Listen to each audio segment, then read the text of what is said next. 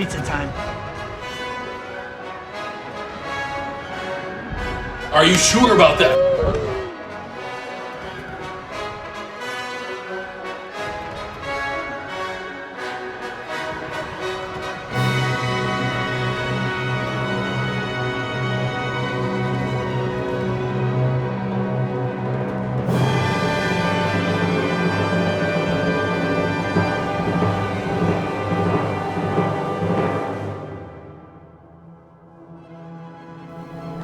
Welcome to the Face Reveal.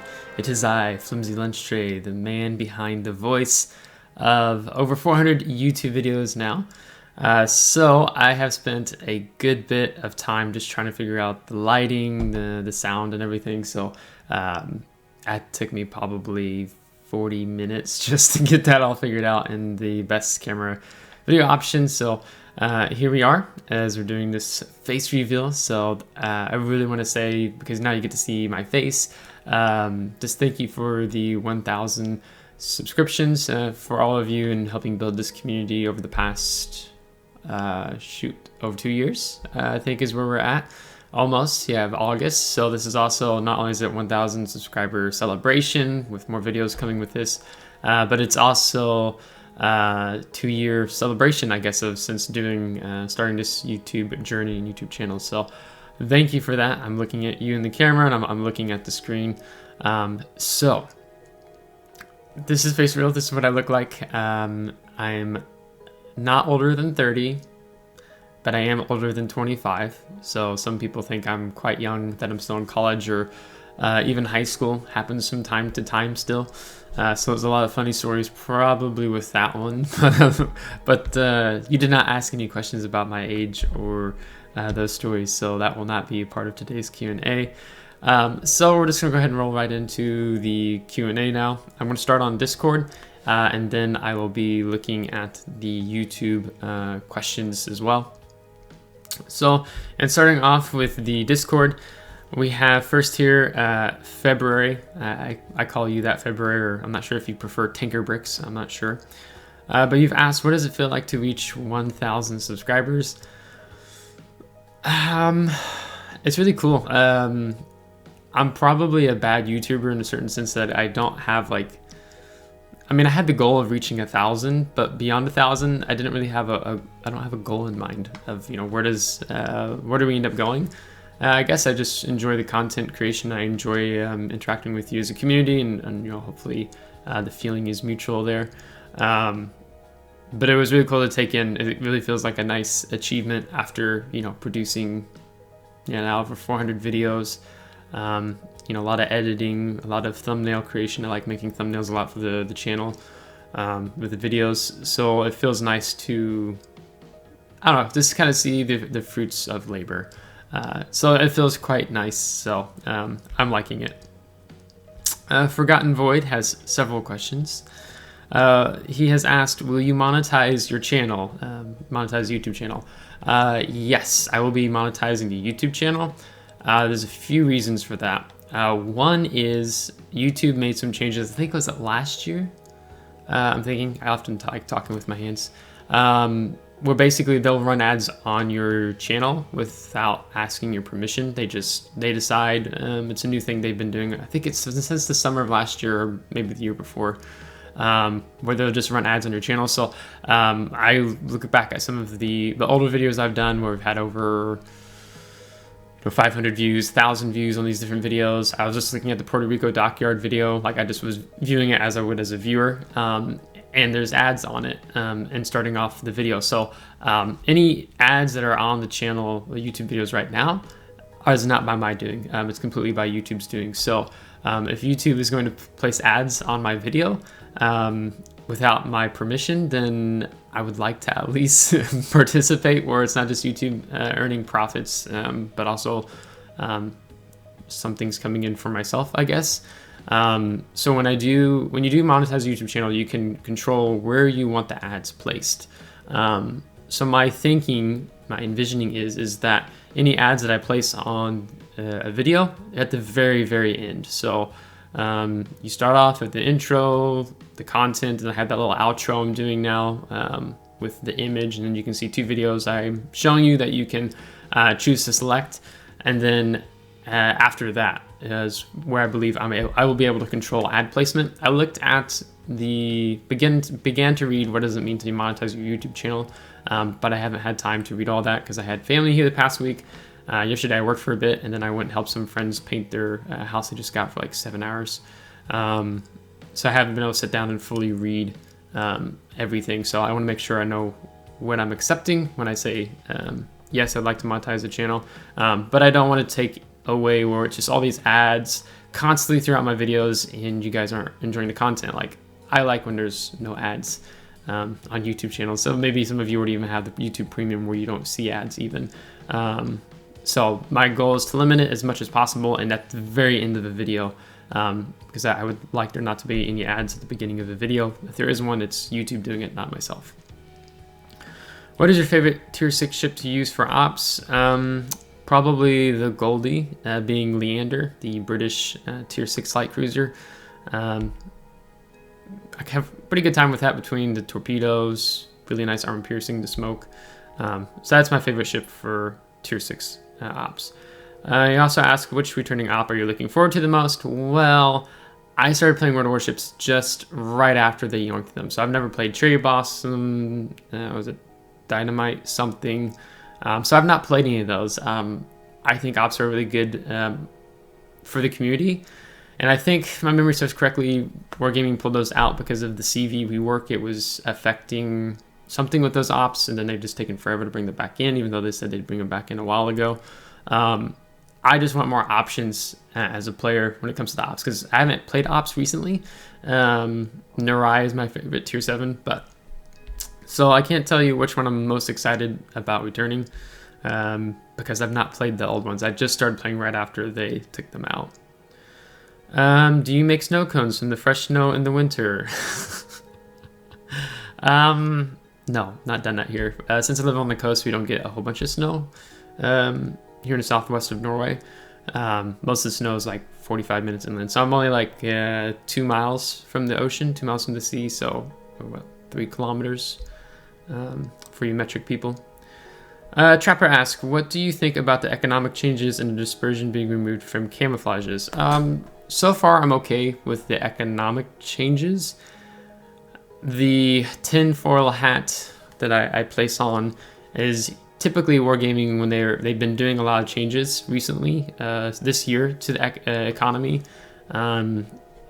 seeming like they're trying to drain players of their economic resources.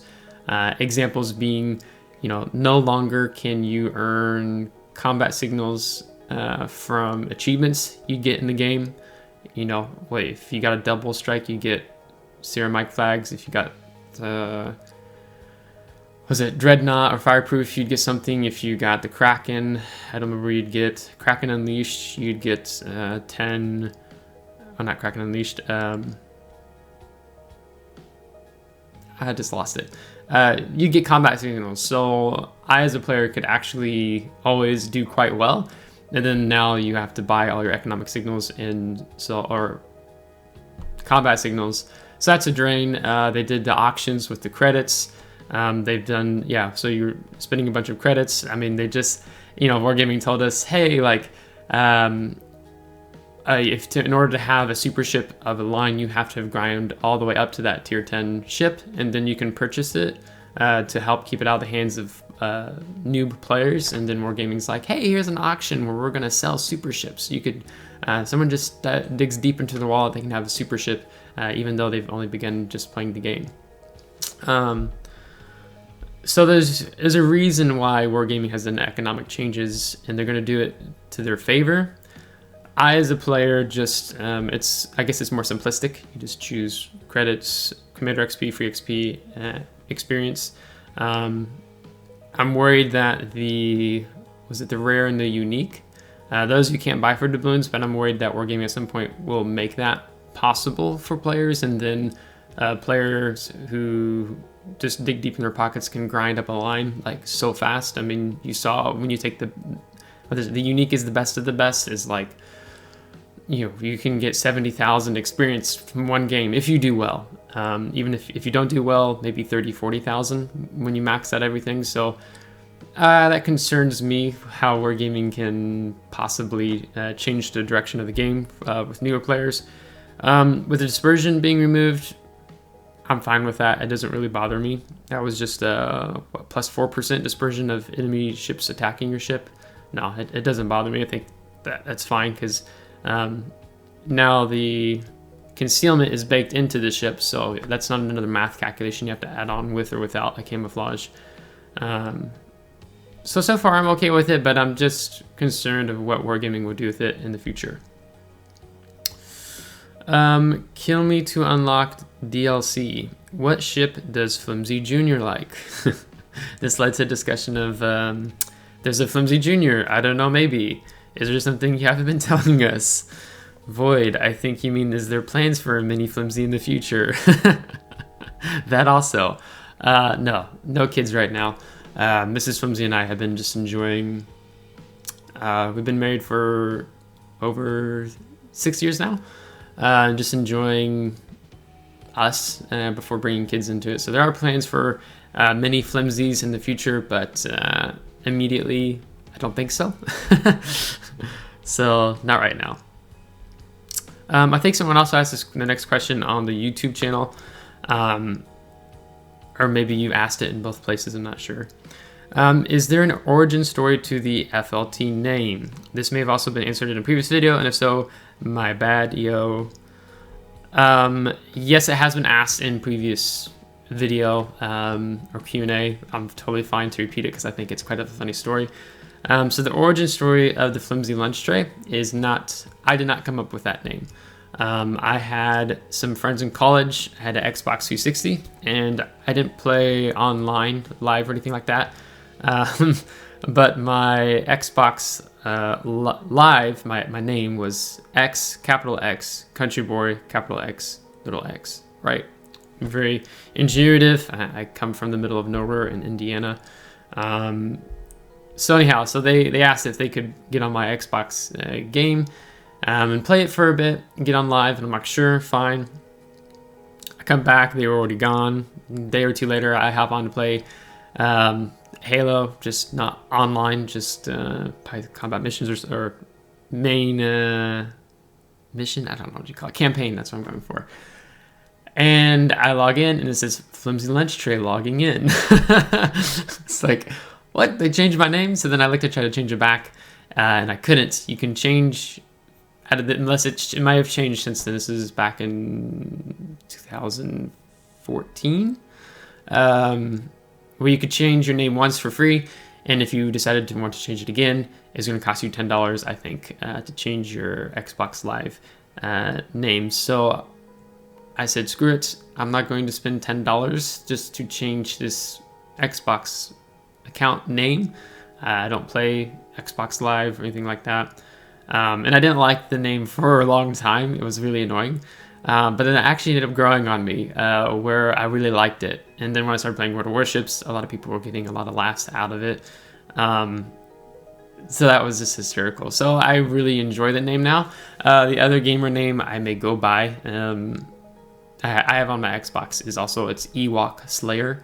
So when you're with your guy, hang out with your bros, and you go to a laser tag range, paintball range, I guess more laser tag, and you put your username as Ewok Slayer, and then there's like a 7-year-old birthday party, so you have all these little kids running around, and you're shooting them.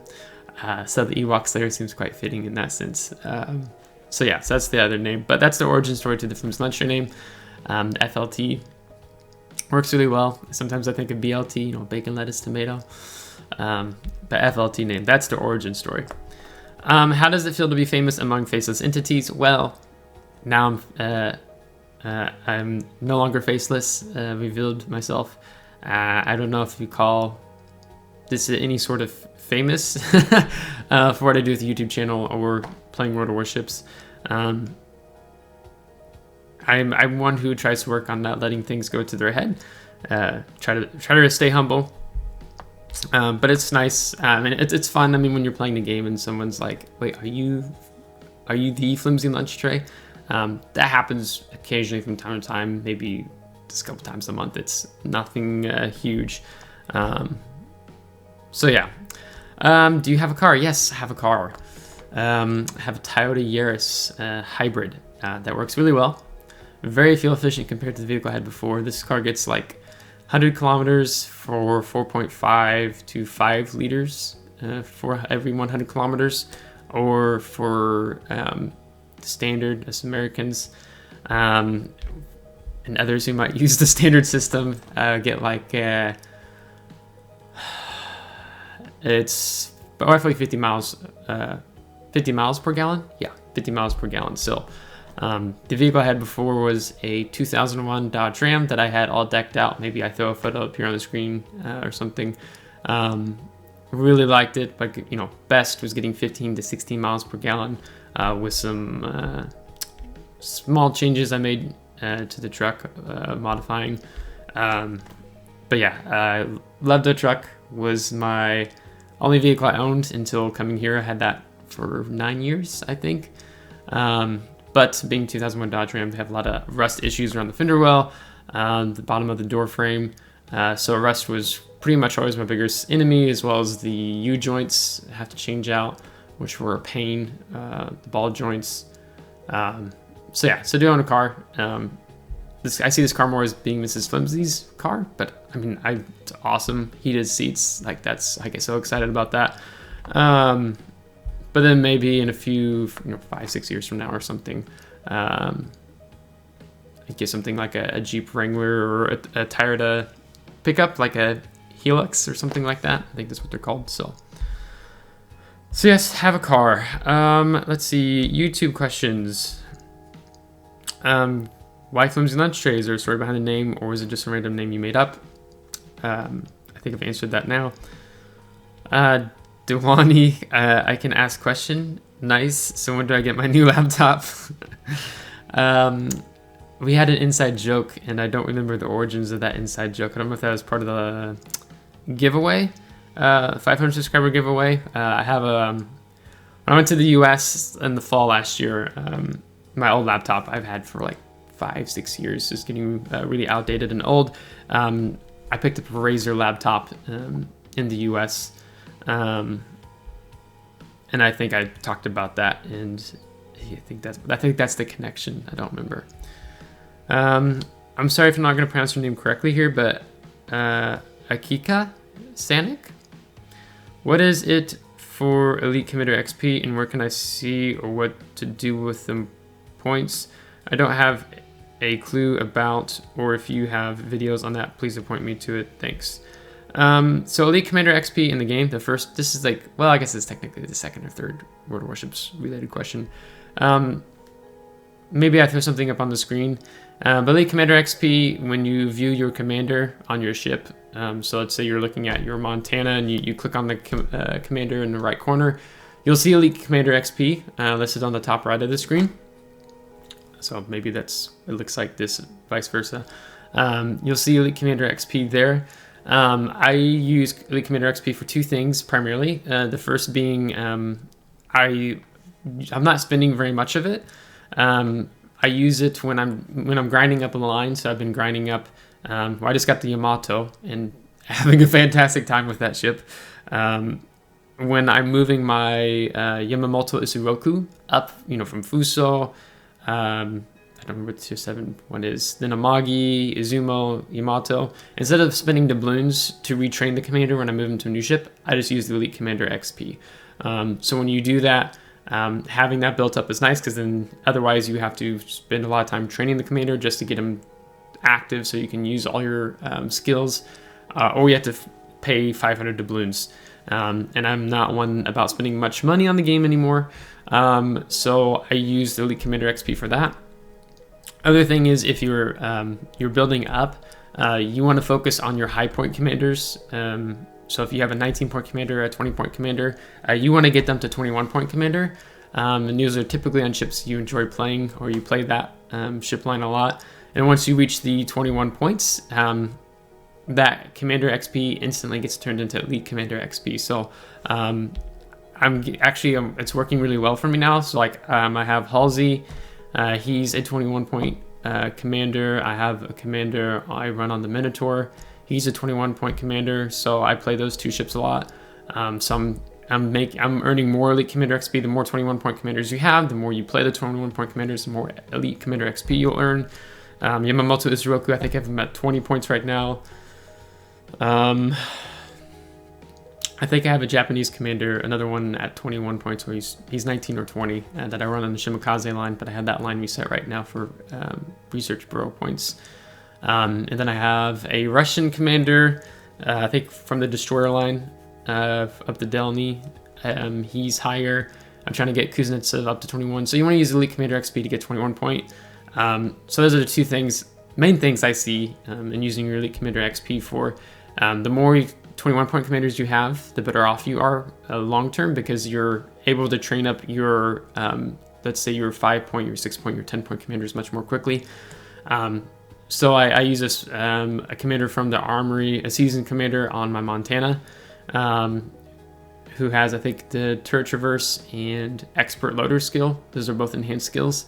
And so what I do with him, I use like 100, 200,000 elite commander XP, get him up to bare minimal of a 14 point commander, because the original commander I had on that line, I think I moved him around or something.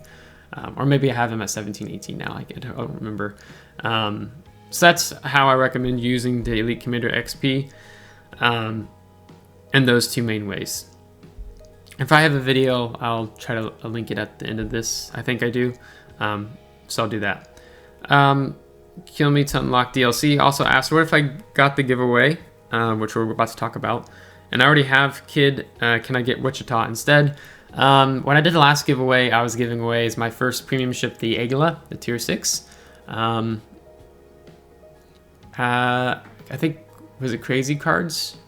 Were you the one who won that? I don't remember, I have to look. And so what I ended up doing was, it was like, well, I didn't think about that, so let's maybe same cost in doubloons of another ship or slightly less. And he had a good portion of the tier 6 ships, so I just credited in the doubloons what it costs to buy the Aigla. So if this giveaway, I'm giving away the USS Kid. We'll have a video on that this coming week, and I'll tell you how to enter it, all that, and when we'll do it specifically. But if you already have the Kid and you win the grand prize, what I'll do is I'll just credit you the doubloons of what it costs to purchase the kit, and you can use that however you wish. If there's another tier 8, another tier 7 premium ship you want to pick up, or if you want to take that towards a tier 10 ship, if you want to use that to pick up commanders in the armory, it's whatever you want to use it for. So I think that's the most simplistic thing that we can do with that. And then was also asked in the community post.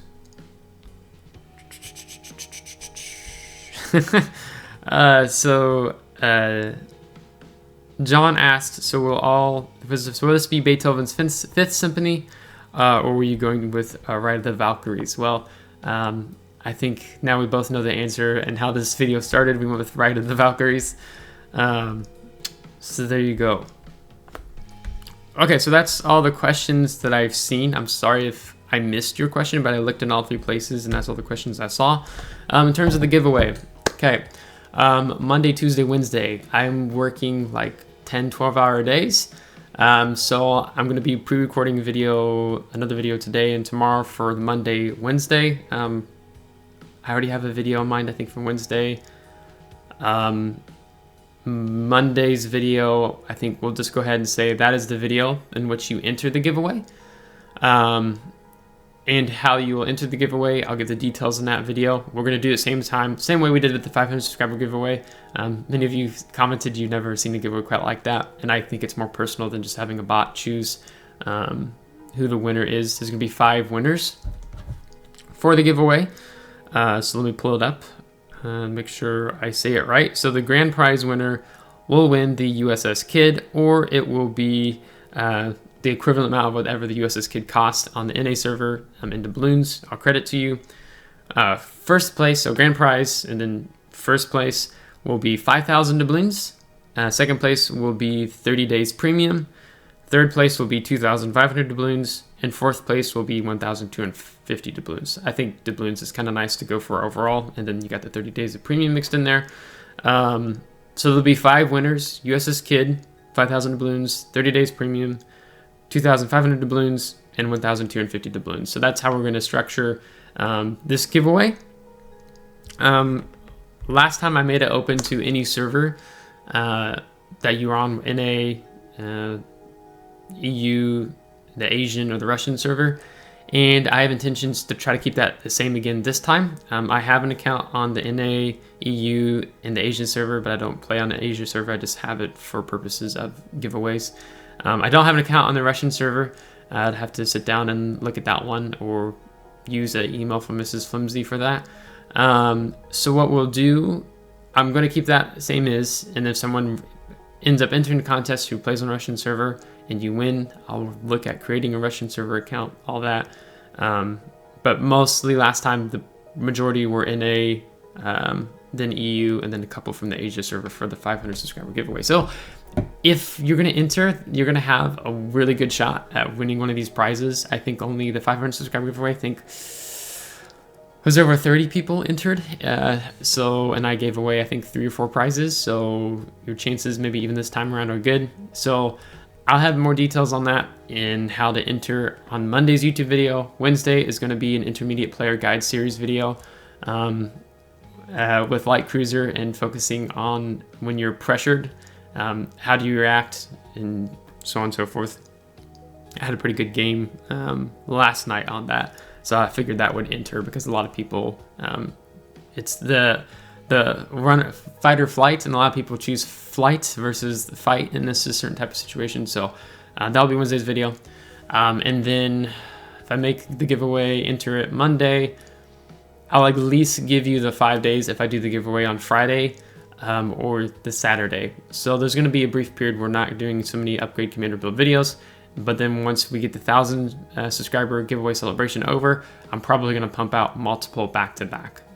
So I need to feature I got the Yu Yang, I need to feature the Yamato, I need to focus the Oklahoma, yes, Trapper, I do remember. So that will probably be one of the first ones I do when we do the next upgrade commander build video. And then the Aegir, don't know how to pronounce that ship. So that's what that's going to be. So all that said, we're going to go and wrap the video up now. So again, thank you for the 1,000 subscribers. Thank you for those who have been supporting the channel for a long time with your views, your subscriptions, and your commenting. Really appreciated it, and many of you congratulated me, so just thank you. It's a really good time. So as we work to go from here, I'll try to I've been kind of trying to polish the channel up in a few different ways, add some things on. So again, I'm just really appreciative. So we'll do this 1,000 subscriber giveaway just as my thanks and gratitude. So stay tuned for details. And so if you liked today's video, give it a thumbs up. And if you did not, give it a thumbs down. Subscribe if you do want to see more. If you're subscribed, thanks so much. I really appreciate it. And I have a question for you. Not just you asking me the questions, I get to ask you the questions. So were you, how do I phrase it? Were you disappointed, or did you think it was good with the face reveal?